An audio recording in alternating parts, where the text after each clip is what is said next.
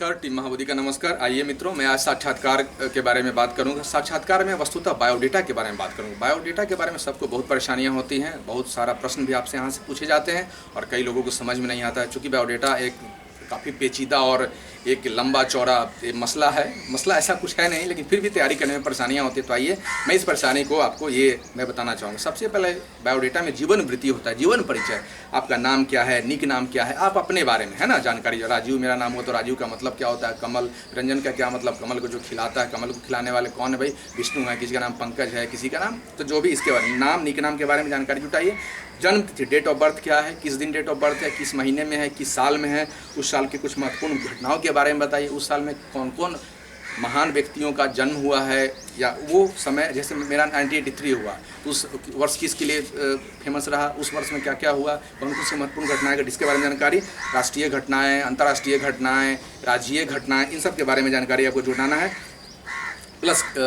वो उस शताब्दी जो रहा है, उस शताब्दी क्या कहें, वो वर्ष रहा है किन चीज़ों के लिए प्रसिद्ध है, इसके बारे में जानकारी। आपका आधार कार्ड का नंबर क्या है, वोटर आईडी कार्ड का नंबर क्या है, पैन कार्ड का नंबर क्या है, इन सब के बारे में जानकारी लेनी है। फिर आपके माता जी का नाम, पिताजी का नाम, दादाजी का नाम, दादी जी का नाम क्या है, उनका प्रोफेशन क्या है, वो क्या करते हैं, आपकी प्रेरणा स्रोत कौन है, ये भी पूछा जाएगा। फिर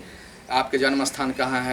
है ना, जन्म स्थान के बारे में संभावनाएं, पूर्णिया, सरसा, कटिहार, कहीं भी किसी ब्लॉक में, तो फिर वहाँ की संभावनाएं क्या हैं, वहाँ की चुनौतियाँ क्या हैं। चर्चित स्थल बताइए, वहाँ के बारे में कौन कौन सा ऐतिहासिक स्थल है, पुरातात्विक स्थल है, वहाँ की भौगोलिक दशाएं बताइए, मौसम के बारे में बताइए, जलवायु के बारे में बताइए, सामाजिक आर्थिक मुद्दों के बारे में बताइए, वहाँ जाति पाति है कि नहीं है, वहाँ की राजनीति कैसी है, वहाँ के लोग कैसे हैं, वहाँ की सोच क्या, इन सब चीज़ों के बारे में पूछा जा सकता है। फिर आपके पंचायत के बारे में, गांव हुआ, गांव से लेकर फिर वार्ड के बारे में, वार्ड के बस से लेकर पंचायत के बारे में, पंचायत की समस्याएं, सामाजिक आर्थिक समस्याएं, राजनीतिक समस्याएं, मुखिया जी कौन है, सरपंच जी कौन है, किसका क्या काम होता है।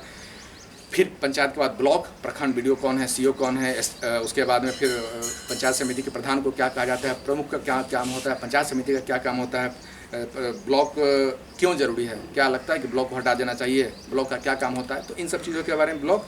अनुमंडल के बारे में, एसडीएम कौन है, एसडीएम कौन है, लगता है कि अनुमंडल को हटा देना चाहिए, पोस्ट ऑफिस है सिस्टम में, इस तरह की चीज़ें होनी चाहिए, तैयार कर लेना इस तरह की चीज़ें को। इसके अलावा आपका विधानसभा क्षेत्र कौन है, लोकसभा क्षेत्र कौन है, माननीय विधायक कौन है, आपके किस पार्टी से जुड़े हुए हैं, आप उनको कैसे पसंद करते हैं, पिछली बार आपने किसे वोट किया था, क्यों वोट किया था,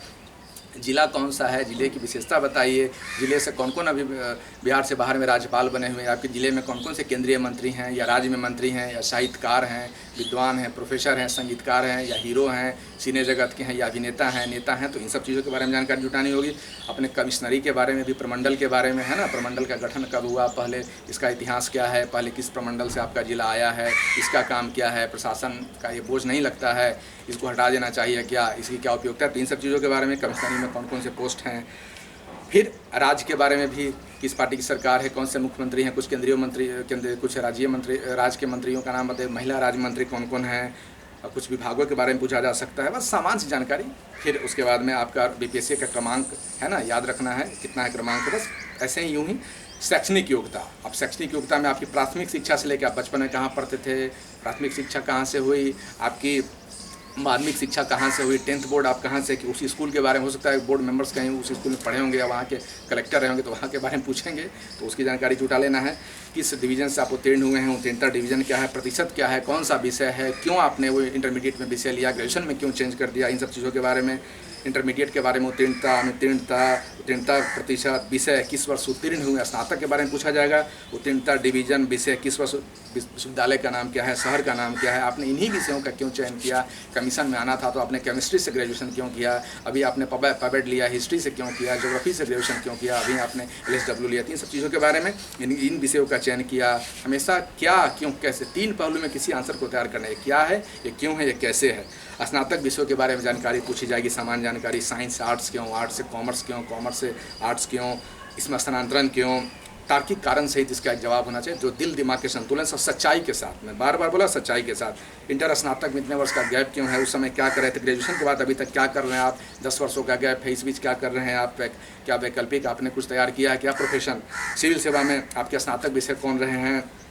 वैकल्पिक विषय आपके कौन से हैं, पहले 2 वैकल्पिक विषय था, अब 1 हो गया है, इसमें क्या अंतर आया है, आपको तैयारी में क्या लगा, आपको पोस्ट ग्रेजुएट में आपका कौन सा विषय है, उत्तीर्णता डिवीज़न क्या है, प्रतिशत क्या है, आगे भी क्या प्रोफेसर बनना चाहेंगे, सिविल सेवा क्यों आना चाहते हैं, तो इन सब चीज़ों के बारे में जानकारी, कौन से विश्वविद्यालय से आप पास आउट हुए हैं, पीजी कहाँ से किए हैं, दरभंगा उसके बारे में बताइए, पटना विश्वविद्यालय के बारे में बताइए, और भी पूर्णिया विश्वविद्यालय के बारे में पूछा जा सकता है, किस वर्ष उत्तीर्ण हुए हैं, और वहाँ के बारे में कुछ प्रोफेसर के बारे में। चूँकि मैम अभी पटना बोर्ड में आप पटना यूनिवर्सिटी की एक मैडम है, तो आप पटना यूनिवर्सिटी के बारे में जानना होगा। जो लोग विशेष रूप से पटना यूनिवर्सिटी से पढ़े हैं उनको तो जानकारी होनी ही चाहिए, किस वर्ष उत्तीर्ण हुए हैं, उत्तीर्णता ग्रेजुएशन पीजी में अंतर क्यों रहा, पीजी पीएचडी में अंतर क्यों रहा, एमफिल में क्यों इतना अंतर क्यों रहा, अन्य शैक्षणिक योग्यताएँ जो भी आपने जैसे मास कम्युनिकेशन किया है, डिप्लोमा लिया है, या किसी चीज़ के किसी फील्ड के बारे में, इन सब के बारे में जानकारी क्या है, क्यों है, कैसे है, कहाँ से हैं, पीएचडी के बारे में जानकारी, तकनीकी डिग्रियाँ के एमफिल, डीलिट, जीआरएफ, नेट कब किए हैं, क्यों किए हैं, क्या सुविधा हुआ आपसे, पूर्व नियोजन का विवरण, यदि आप टीचर थे, पहले रेलवे में थे या कहीं कोई क्लर्क थे या सिपाही थे या कुछ भी थे तो उसके बारे में जानकारी, पूर्व नियोजन सिपाही से यहाँ क्यों आ रहे हैं, ऐसा क्या हुआ कि आप केंद्रीय विद्यालय के शिक्षक छोड़ के आप सिविल सेवा में ज्वाइन करना चाहते हैं, वहाँ कैसे रहते हैं, वहाँ का प्रशासन क्या है, वहाँ की परिस्थितियों के बारे में पूछा जा सकता है। पूर्व साक्षात्कार के बारे में, इसके पहले यदि आपने साक्षात्कार दिया हो बीपीएससी का या यूपीएससी का, वो दिए थे, क्या उससे आप संतुष्ट नहीं थे, क्यों संतुष्ट नहीं थे, क्या पूछा गया, तो उसमें बोर्ड मेंबर से क्या आप उम्मीद रखते हैं, इन सब चीज़ों के बारे में। सबल पक्ष क्या है आपके, पॉजिटिव चीज़ क्या है आपके, निर्बल पक्ष क्या है आपके, आदर्श व्यक्ति क्या हैं, कौन है, कैसे हैं, रुचियाँ आपकी क्या है ना, पद वरीयता का क्रम, आपने डीएसपी क्यों दिया है, प्रशासनिक सेवा क्यों नहीं दिया है, फिर आपने ऊपर में, तो ये पूछा जा सकता है उसके अकॉर्डिंग। फिर आप जिस राज्य में रहते हैं उसके बारे में, है ना, राज्य के बारे में से जानकारी पूछी जा सकती है। कौन सा पेपर पढ़ते हैं आप, पेपर के संपादक कौन है, उस पेपर को क्यों आप पसंद करते हैं, कौन सा रंग आपको प्रिय है ना, कौन सा मौसम आपको अच्छा लगता है। तो इन सब बायोडेटा के विभिन्न पहलुओं के बारे में, आपके रोल मॉडल कौन है बताना होगा, क्यों आपके रोल मॉडल हैं, अभी विवेकानंद क्यों है, आपके माता पिता तो वो क्यों हैं, तो इन सब चीज़ों के बारे में बताना होगा। आपकी जन्मतिथि की विशेषता क्या है, कैसे है, अपने जीवन की प्रमुख घटना बताइए, आप सबसे ज़्यादा खुश कब हुए थे, आप सबसे ज़्यादा दुखी कब हुए थे, आप सबसे ज़्यादा जीवन में आप किसे पसंद करते हैं, इन सब चीज़ों के बारे में।